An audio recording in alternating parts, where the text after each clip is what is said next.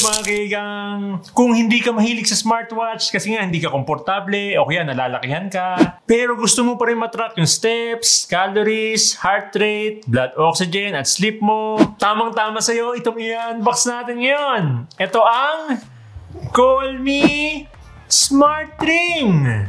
Compare sa Samsung Galaxy Ring o yung Aura Smart Ring na nasa worth 20,000 pesos pataas. Itong Call.me Smart Ring, makukuha nyo lang for only 1199. Yung link nito, nasa pin comment lang sa baba. So ito yung packaging niya. Awig talaga sa Samsung Galaxy Ring no? So nakalagay dito, yan, your first smart ring. Mahal kasi talaga yung mga smart ring, kagaya ngayon ng Samsung Galaxy Ring, di ba? Nasa 20,000 pesos pataas. Kaya buti nandito yung Call.me, nag-provide sila ng affordable alternative. So yun lang naman mga kigang, kaya i-unbox natin tong Call.me Smart Ring. Slide lang natin, dahan-dahan.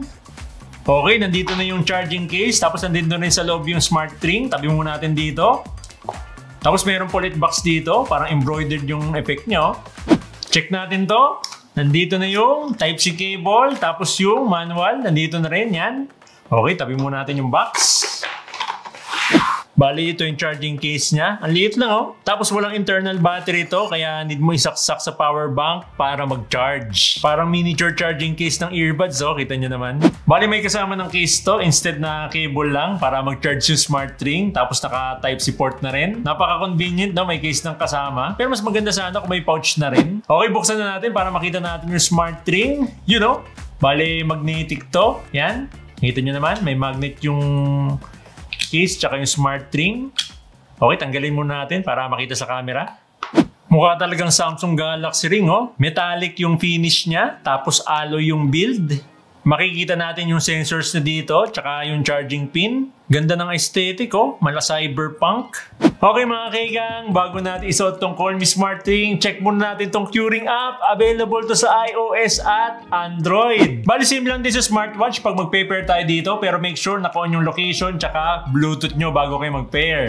So dito sa home ng Q-Ring app, yan, makita natin yung activity, calories, steps, tsaka distance. Tapos nandito na yung sleep, yan, tap nyo lang kung gusto nyo makita yung additional data. Tapos heart rate, sport activities, yan, yung sport records, blood oxygen, stress, tsaka yung HRV. Dito sa HRV or heart rate variability, yan, makikita mo kung ano yung condition ng heart mo. Kung poor ba, normal, good, or excellent. Bali itong HRV, nagbe-base siya dun sa overall heart rate mo. Tapos yung pag tinap natin itong activity, makita natin yung overall activity ng buong araw, buong week, tsaka buong month. Tapos nandito yung sleep tracker, yan, makita natin yung additional information natin ng pagtulog dito. Bali nandito rin yung sleep summary, yan, sleep duration, duration to fall asleep, average heart rate, average blood oxygen, tsaka average HRV, yan, dito makikita sa sleep summary. Tapos yan, pag tinap mo itong Me tab, makikita natin dito yung battery percentage ng smart ring natin, yan, nakalagay 99%. Tapos nandito na rin yung health monitoring, yan, tap natin. Dito pwede natin iset yung pag-measure nyo ng heart rate, yan, pwedeng every 5 minutes, 10 minutes, 15 minutes, 20, 30, 60, or naka-off. Yan.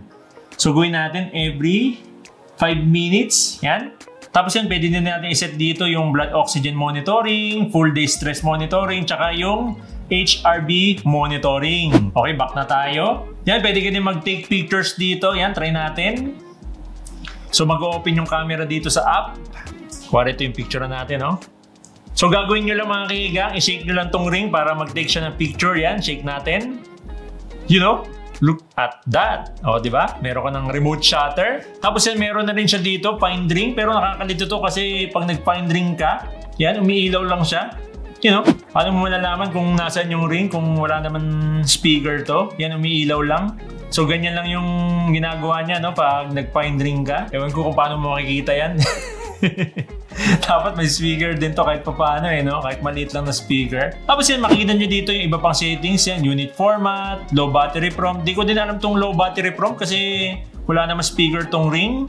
Tapos yan, firmware upgrade, system settings. So yun na lahat ng features itong Q-Ring app. Pero mas maganda sana no, kung pwede mo i-connect sa Google Fit or Strava. Kaso wala silang option dito. Pero sana sa next update meron na, no? Okay, tabi muna natin tong phone natin dito mga kaigang. Isuot na natin tong Call.me Smart Ring. So yan, makita nyo yung bilog, yung charging pin niya. Tapos nandito yung sensors. Yan, umiilaw na. Make sure nakadikit yan dito sa daliri natin. Nandito siya. Bali kayo na bahala kung saan daliri nyo ilalagay yung ring. Basta make sure yung sensors ng Call Me Smart Ring nakadikit dito sa part ng daliri natin. Yan, yung mga ganyan. Okay, suot na natin mga kaigang yan, yung sensors niya. Didikit natin dito. Yun o. Okay, pakita natin sa camera. Oh ha? Nice. Ganda o. Para na tayong naka 20,000 pesos na Samsung Galaxy Ring. You know, alloy, metallic finish. Kita nyo naman, oh. Ooh. Bali, i-charge nyo lang ito ng 1 hour. Kaya na itong tumagal ng up to 5 days. Tapos walang problema kahit mabasa kasi naka IP68 water resistance na itong Call Me Smart Ring. Okay yun mga kaigang. Check naman natin yung heart rate at blood oxygen natin dito sa Q-Ring app. Yan. Tap natin itong heart rate. Yan. Tapos nakalagay dito, click start measurement. Yan, hintayin lang natin dito. So, umiilaw na yung sensor niya. Yan, nakikita sa camera. Yan o. Umiilaw dito. Sa ilalim. Yan, hintayin lang natin. So, yan, nakalagay dito, 82 beats per minute. Tapos, check naman natin yung blood oxygen natin. Yan, click start measurement. Yan, umiilaw na rin yung sensor niya. Yan o, yung red. Okay, hintayin lang din natin dito. Mas maganda sana kung mas malaki animation niya para nakikita mo talaga na nagme-measure.